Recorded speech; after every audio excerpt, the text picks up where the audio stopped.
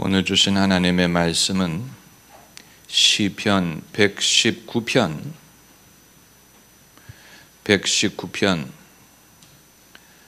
4절부터 16절까지 말씀입니다. 시편 119편 4절부터 16절까지 함께 읽겠습니다.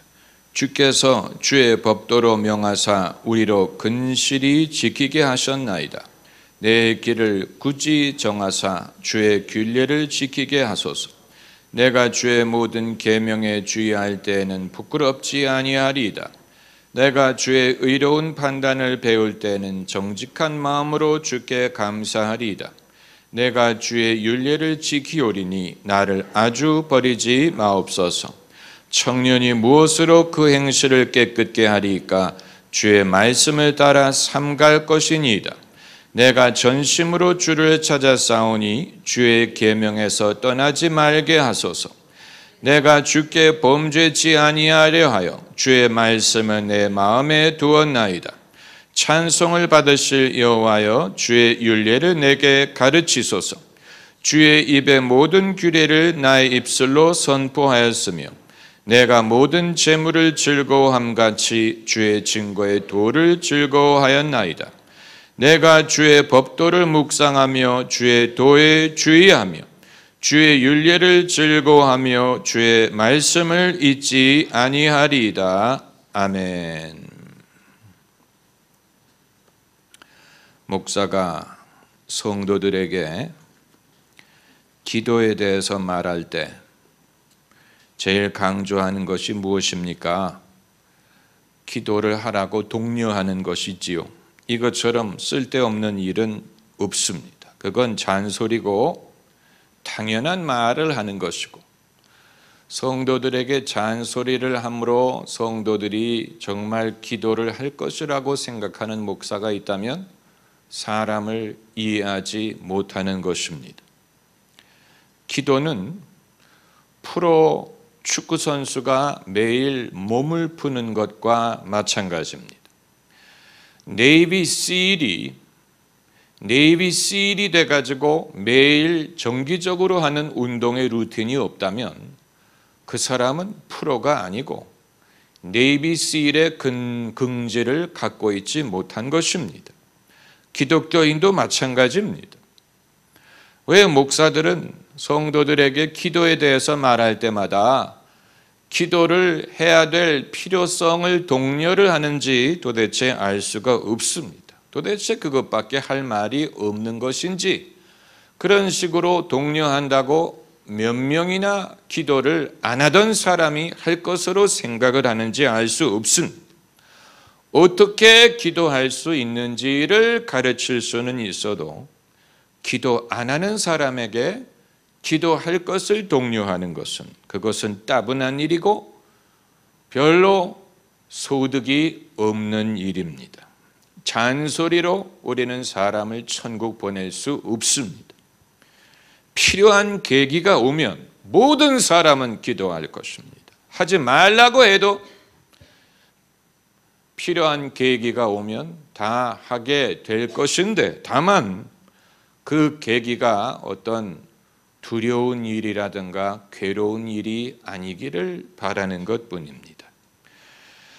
괴로운 일 때문에 부득이 기도하는 것은 그것은 즐거운 일이 아니고 그것은 하나님을 두려워하게 만들고 하나님의 무력에 의하여 굴복하는 듯한 느낌을 갖게 될 것입니다.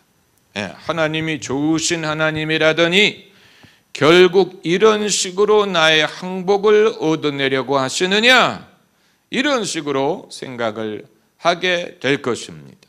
그런 식으로 기도를 할 수밖에 없는 경우가 있지만 그것은 즐겁지 않은 일이에요.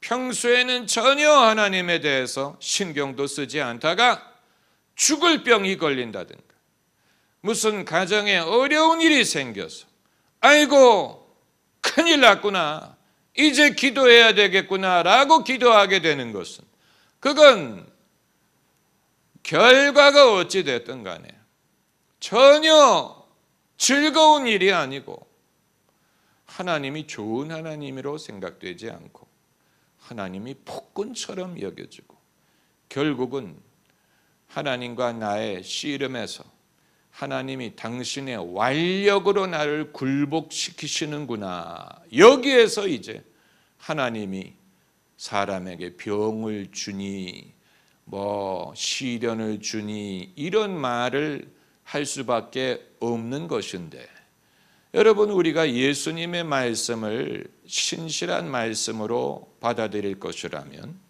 예수께서 아들이 떡을 달라 할 때 돌을 줄 아비가 없다, 또 생선을 달라 할 때 뱀을 줄 자가 없다, 너희가 악할지라도 자식에게 좋은 것을 줄 줄 안다고 말씀을 하셨는데, 이 말씀에 근거하자면 하나님이 당신의 백성들을 결과가 어떻게 되든 간에 그들에게 무슨 암을 준다든가 무슨 교통사고를 주어서 정신을 차리게 했다, 흔히 듣는 말이에요. 그러나 예수님의 말씀에 의거한다면 그건 뱀을 주는 것과 같고 돌을 주는 것과 같고 전갈을 주는 것에 비교할 수 있지.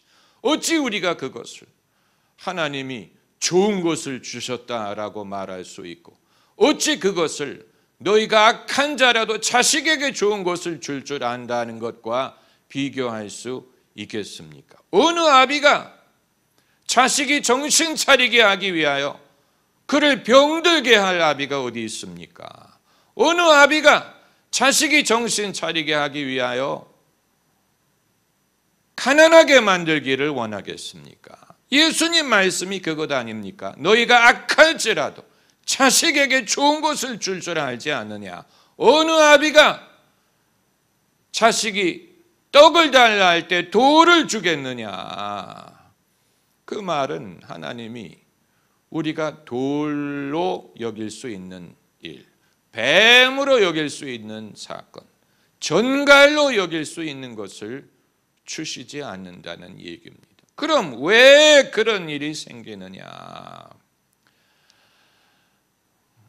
너무 우리가 소관을 묻다 보면 너무 흑백 논리가 될 수 있지요. 하나님이 주신 게 아니라면 마귀가 주었다는 그런 해석을 해야 되는데,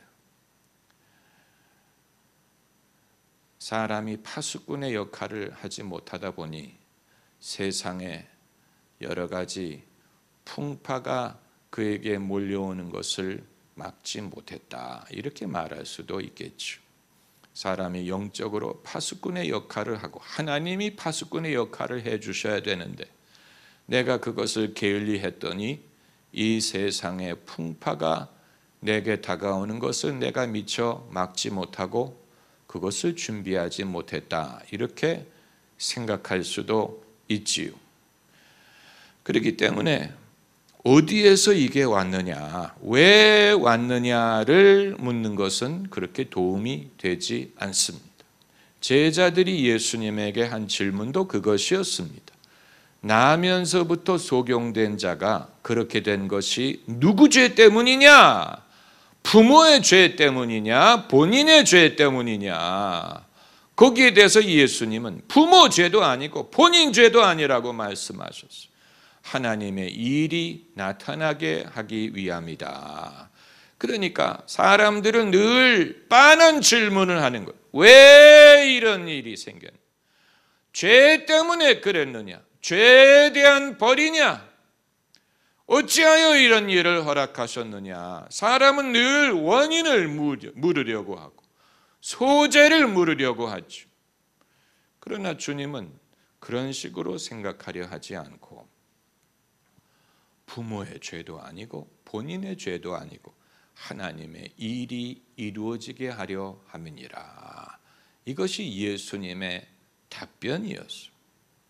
예수님의 답변. 그러니까 과거에 우리가 하나님의 역사로 볼 수 없는 일이 일어났더라도 장차 그것이 이루어질 줄을 믿으면 모든 것이 합력하여 선을 이룰 수 있다는 믿음을 가질 수가 있는 것입니다. 과거가 어떠했든 과거를 생각하면 아무런 길이 보이지 않습니다. 요셉이 형제들이 자기를 노예로 판 일, 그것을 백날을 생각해 본다고 그 문제가 해결된다든가 고민이 해결되는 게 아니, 그 형들은 악한 마음으로 그렇게 한 것입니다. 당신들은 악으로 이것을 하였으나, 그러나 중요한 것은 주님이 그것을 선으로 바꾸셨으니, 그렇기 때문에 요셉은 당신들이 한 일을 인하여 근심하지 마소서. 과거의 일을 생각한다고 현재 문제가 해결되리라고 생각하는 것은 큰 착각이, 그건 큰 착각이. 저는 베트남 사람들에 대해서 좀 더 알고 싶어하는 이유 중에 하나가, 저희 아버님도 베트남 전쟁에 이 비둘기 부대로 참전을 하신 적이 있는데, 그렇기 때문에 어렸을 때 기억은 베트남 우표를 모으는 것이었습니다. 베트남 국기가 그려져 있는 우표, 베트남 의상, 베트남에 대해서 많이 들었는데, 베트남이 누구와 싸웠습니까? 세계 최대 힘을 가진 미국과 싸웠는데 결국은 미국이 철수해버렸죠. 손을 들고 이길 수 없다고 결론을 내리고 철수했어요. 대단한 나라예요. 미국과 싸워서 굴복하지 않은 나라 베트남. 그런데 베트남전이 끝난 지 이제 벌써 30년이 넘었는데, 베트남에서는 베트남 전쟁에 대해서 말하는 것이 타부 시대에 있다고 합니다. 그 이유를 좀 알고 싶어요. 전쟁이란 그 과거에 대해서 말하는 것을 사람들이 별로 좋아하지 않는데, 어떻게 보면 굉장히 현실적인 사람들이, 아마 우리 같으면 지금까지 미국에 보상을 청구하려고 할 거예요. 당신 때문에 우리나라가 이렇게 고생을 했으니 물어내라. 지금까지 거기에 대해서 물고 늘어질 텐데, 베트남 사람들은 사실 책임 소재를 물으려고 하면 한도 끝도 없지. 미국이 얼마나 북베트남을 폭격을 하고 또 이 나뭇가지를 떨어뜨리는 화학 약품을 뿌리고 별의별 일을 다 했죠.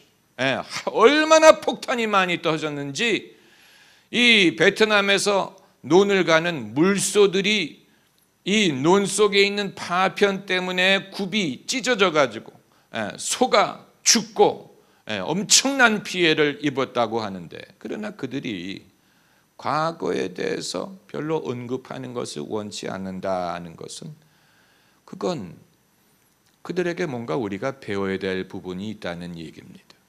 과거의 비극, 과거의 그 아픔, 그게 잘했느냐 못했느냐를 떠나서 과거의 아픔에 대해서 이제 그것을 말해봤자 그 나라가 앞으로 나아가려고 하는 길에 별로 도움이 되지 않는다고 판단을 하고, 이들은 미래지향적으로 생각을 하고 경제를 발전시키려고 애를 쓰고 미국하고도 교류를 하고 있지 않습니까?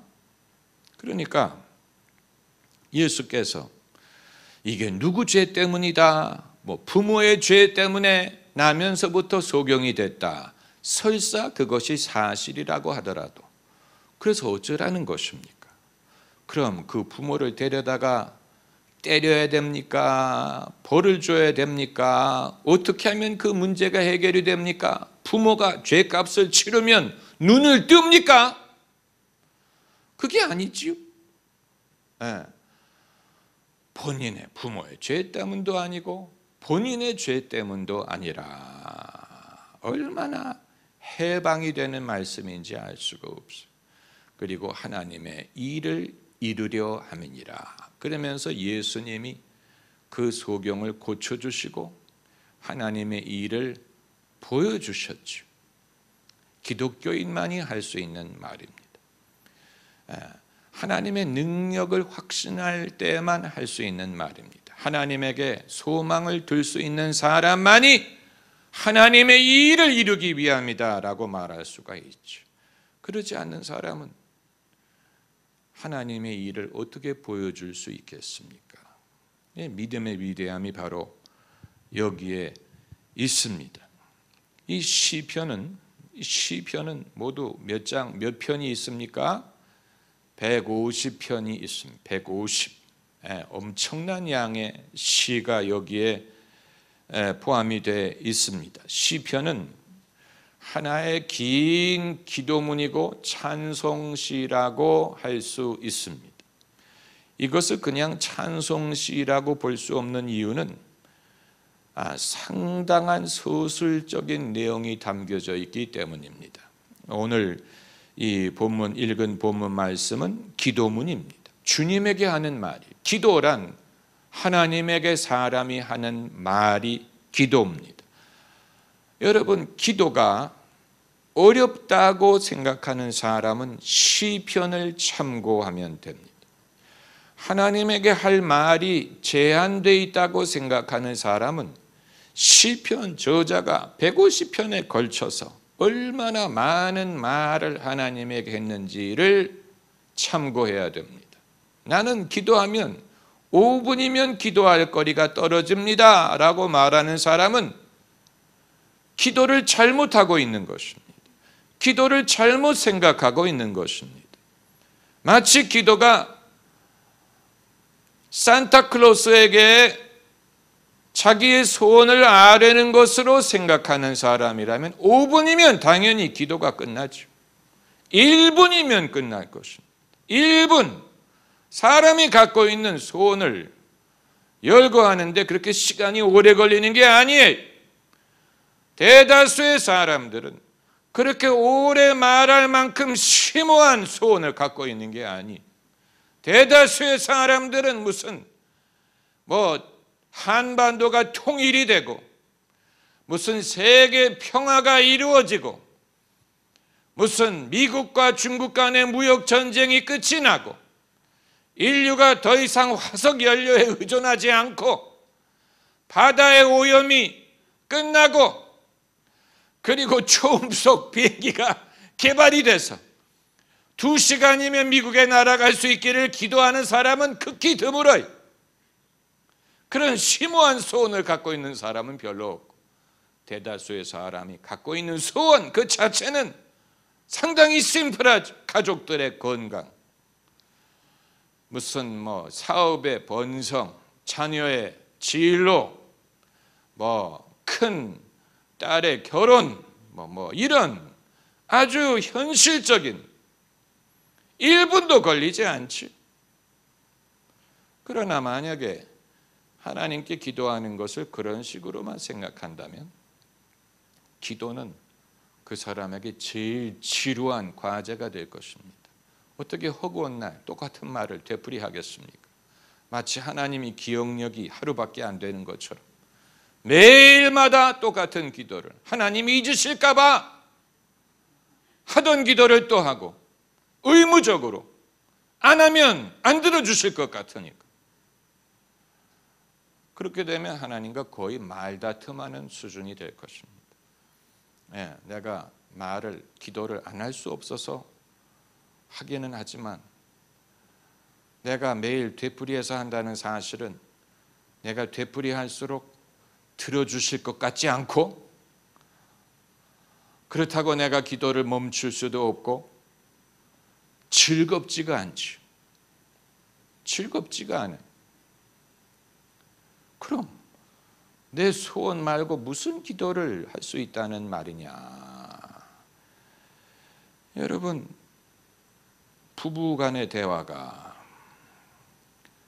자기의 요청사항을 말하는 것뿐이라면 얼마나 따분하겠습니까?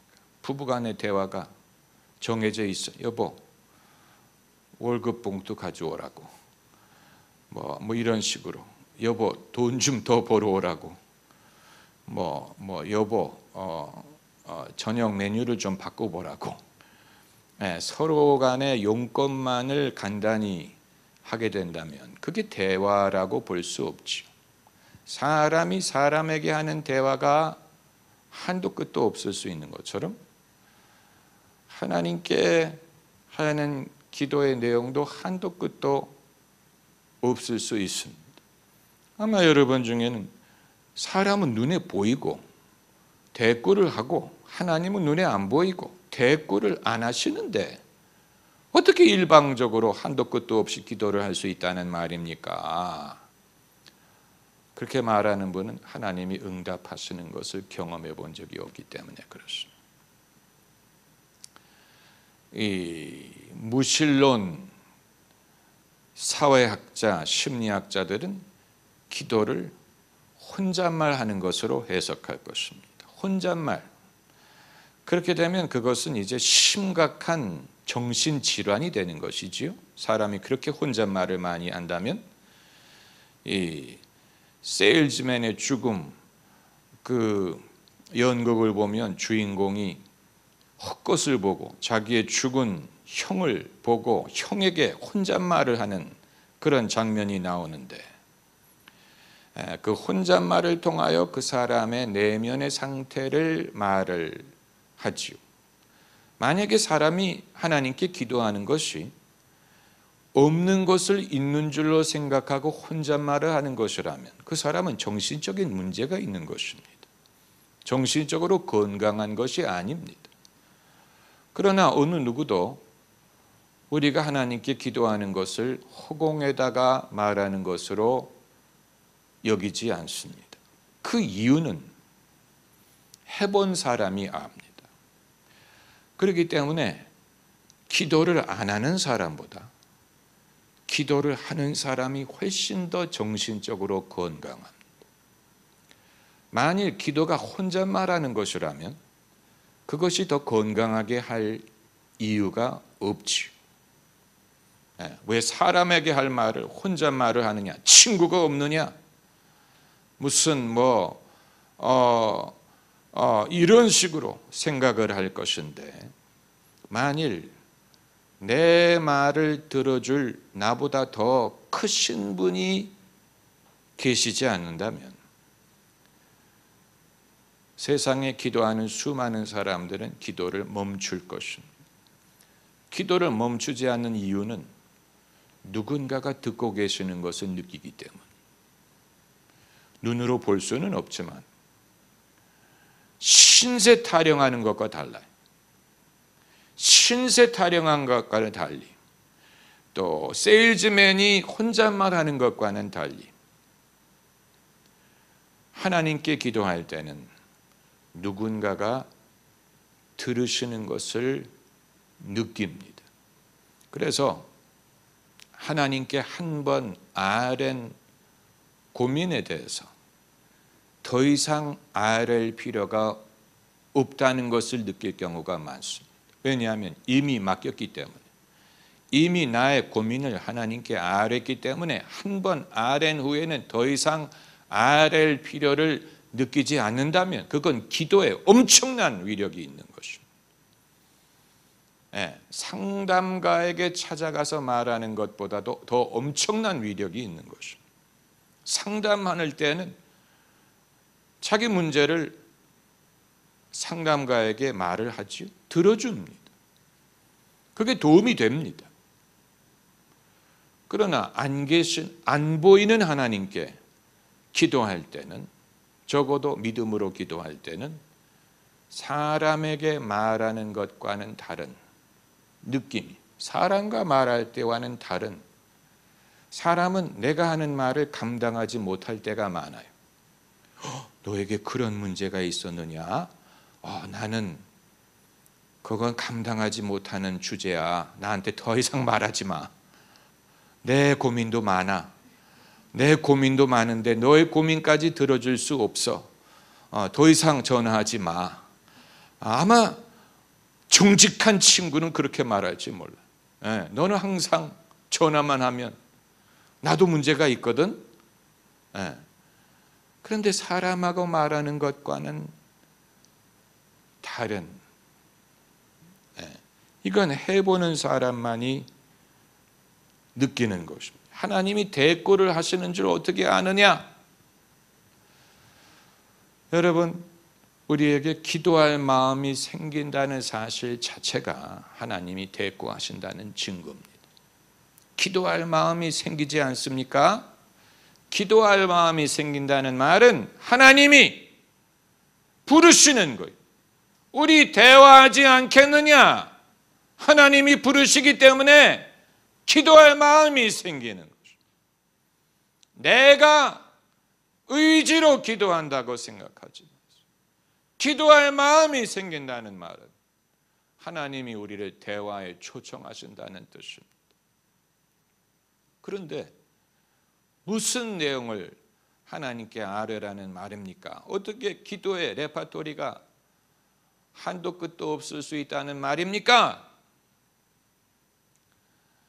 그건 문학적인 창의력에 좌우되는 것이 아니고 사람이 자기의 진실을 하나님께 아뢰면 됩니다.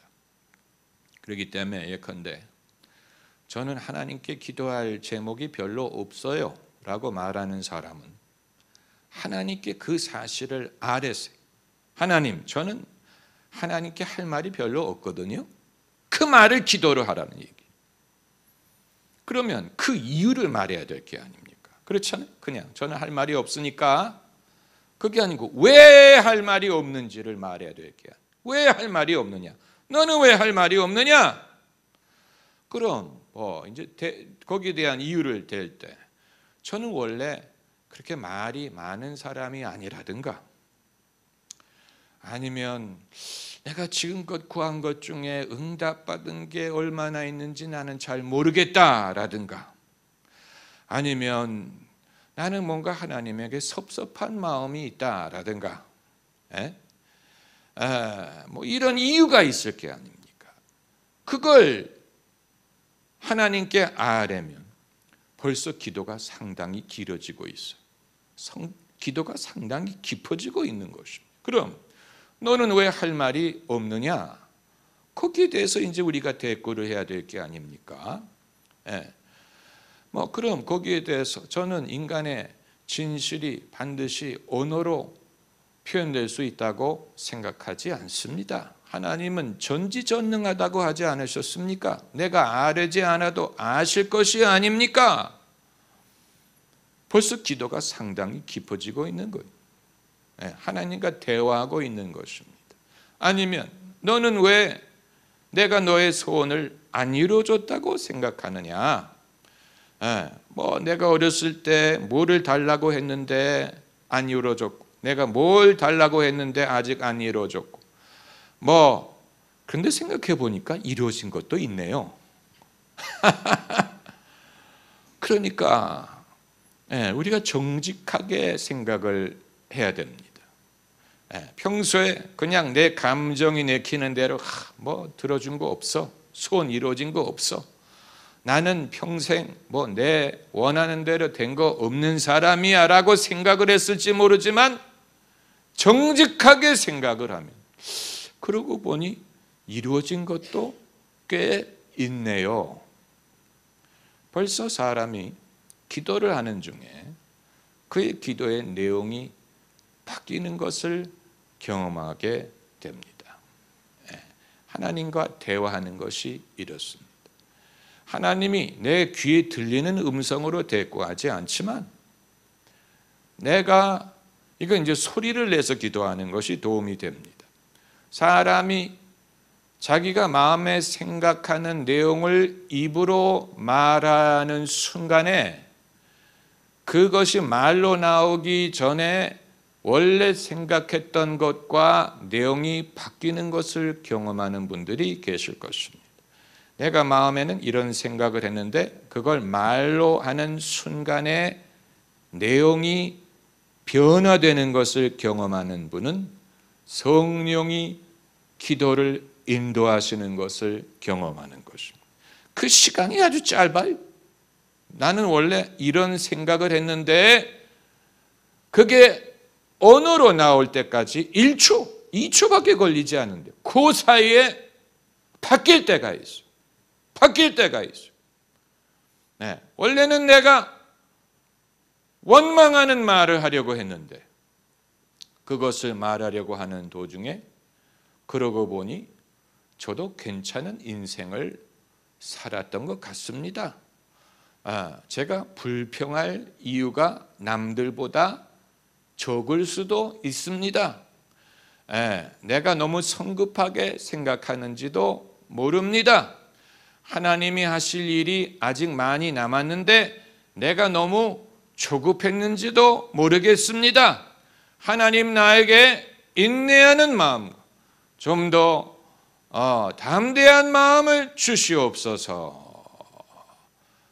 내가 전혀 기대하지 않던 내용을 말하는 것을 경험을 한다면 성령이 우리의 기도를 인도하시는 것을 이미 경험하는 것입니다. 아주 중요한 경험이. 이게 실감이 가지 않는 분은 사람과 사람이 대화할 때에도 원래 생각했던 내용이 아닌 다른 말을 할 때가 있는 것을 유념하시면 됩니다. 아마 여러분 중에는 뭐 어떤 친구, 그 친구에 대해서 섭섭한 마음이 평소에 있었어요. 그래서 내가 그 놈을 보면 반드시 얼굴에다 대고 너는 나쁜 놈이야, 뭐 섭섭한 마음을 말할 거다라고 간절히 생각했는데 정작 그 친구를 만나서 얼굴을 보는 순간에 다른 말이 나오지 않습니까? 반갑다. 어떻게 지냈냐? 너도 이제 늙었구냐? 우리는 같이 늙어간다.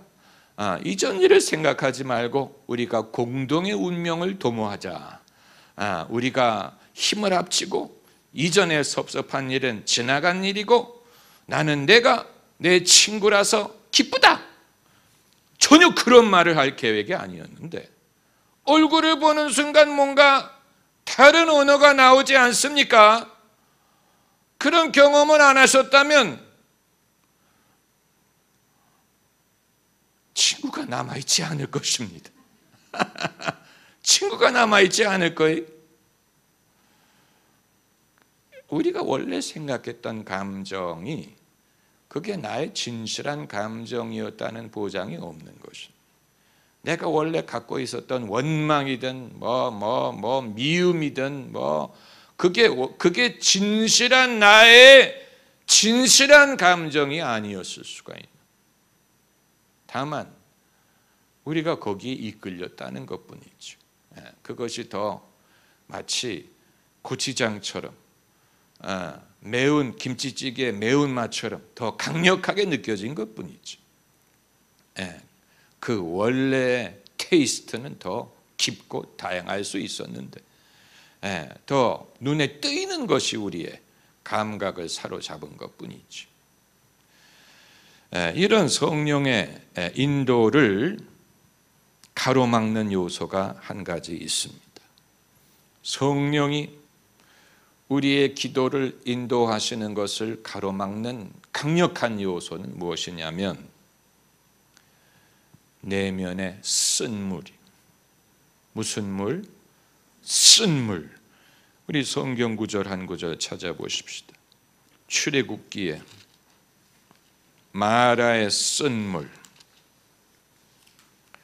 마라의 쓴물에 대한 구절이 있습니다. 출애굽기 몇 장입니까? 마라의 쓴물. 그 구절을 읽어본 적이 없는 분을 위해서 지금 찾는 거예요. 15절이에요? 15장이에요? 15장 할렐루야. 15장 22절. 단물로 변한 마라의 쓴물. 쓴물 단물을 말하고 있습니다. 우리는 그 상수도 수원이기 때문에 이런 경험을 못합니다. 그러나 오아시스와 고여있는 물을 식소로 하는 사람들은 이게 무슨 뜻인지를 압니다. 물맛이라는 것이 굉장히 중요한데 이 23절에 마라에 이르렀더니 그곳 물이 있어서 마시지 못하겠으므로 그 이름을 마라라 하였더라. 백성이 모세를 대하여 원망하여 가로되 우리가 무엇을 마실까 하매 모세가 여호와께 부르짖었더니 여호와께서 그에게 한 나무를 지시하시니 그가 물에 던짐에 물이 달아졌더라. 쓴 물이 단물로 변했다는 말씀. 이 구절이 이제 야고보서 3장 10절에도 쓴 물 단물이 나옵니다. 신약성경 야고보서 3장 10절. 야고보서 3장 10절을 보면 한 입으로 찬송과 저주가 나는도다. 내 형제들아 이것이 마땅치 아니하리라. 샘이 한 구멍으로 어찌 단물과 쓴 물을 내겠느뇨.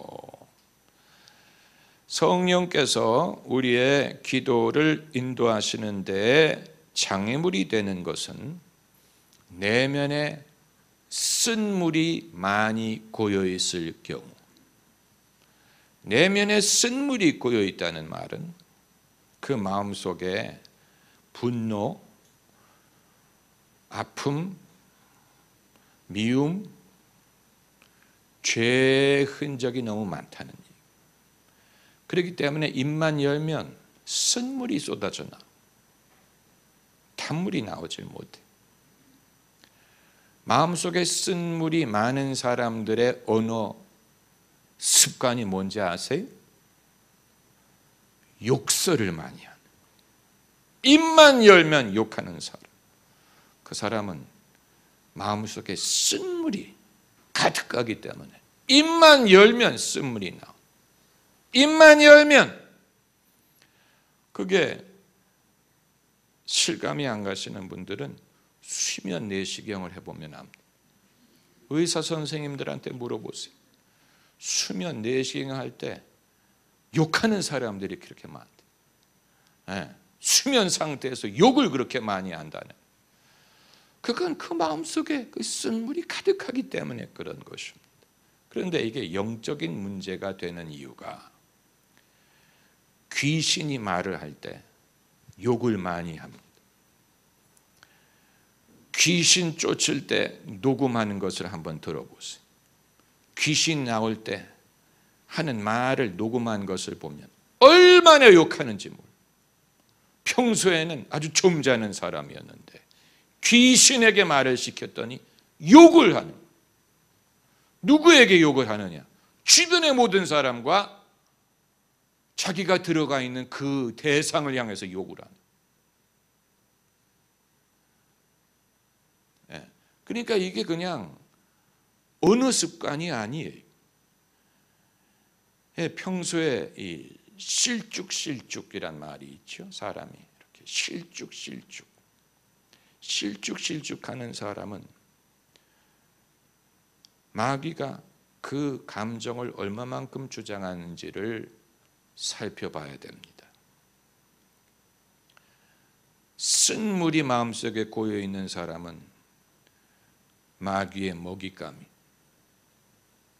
그 사람은 성령의 능력을 경험할 수가 없어요. 그럼 어떻게 해야 되느냐? 회개하고 귀신을 내쫓아야 돼요. 회개부터 해야 돼요. 회개해야 돼요. 귀신을 내쫓는 일은 믿음 좋은 사람이 해줄 수도 있고 내가 스스로 쫓아낼 수도 있지만 좀 더 확실하게 하려면 내 죄를 믿음 좋은 사람에게 고백하고 하나님께 회개하고 그 사람이 내 안에 있는 귀신을 쫓아내달라고 기도해야 돼요. 그래서 귀신이 떠나간 후에야 성령의 충만함을 경험할 수 있어. 그렇죠. 당연한 거죠. 귀신이 떠나가야 성령이 나를 채워주실 수 있는데 평소에, 그러니까 기독교인들 중에도 왜 내적인 치유를 강조하느냐? 내적인 치유가 필요한 이유는 과거에 죄 중에 고였을 때 그 죄의 흔적, 그 죄의 영향, 그 죄의 흔적이 떠나지 않고 남아있다는 얘기. 그것이 숨어 있어. 숨어 있어. 그게 쓴물이 됐어. 영혼 밑에 고여 있습니다. 그래서 입을 열면 믿음이 좋은 사람 같은데, 믿음이 좋은 사람인 줄 알았는데 알고 보니까 그 심령의 bitterness, 쓴 마음이 가득한 거예요. 왜 이렇게 쓴 마음이 가지 않고 남아있느냐? 그 쓴 마음 자체가 귀신은 아니지만 쓴 마음이 있기 때문에 귀신이 그 사람에게 달라붙어 있는 것이죠. 어두움을 통해서 달라붙어 있는, 성령 충만하기가 어렵고 기쁨을 경험하기가 어렵고 성령이 주시는 자유함을 경험하기가 어려워. 예수 믿는 사람인데도 불구하고 그런 사람은 회개하고 자기에게 있는 쓴물을 쏟아버려야 됩니다. 쓴물을 쏟아버려. 쓴물을 어떻게 쏟아버립니까?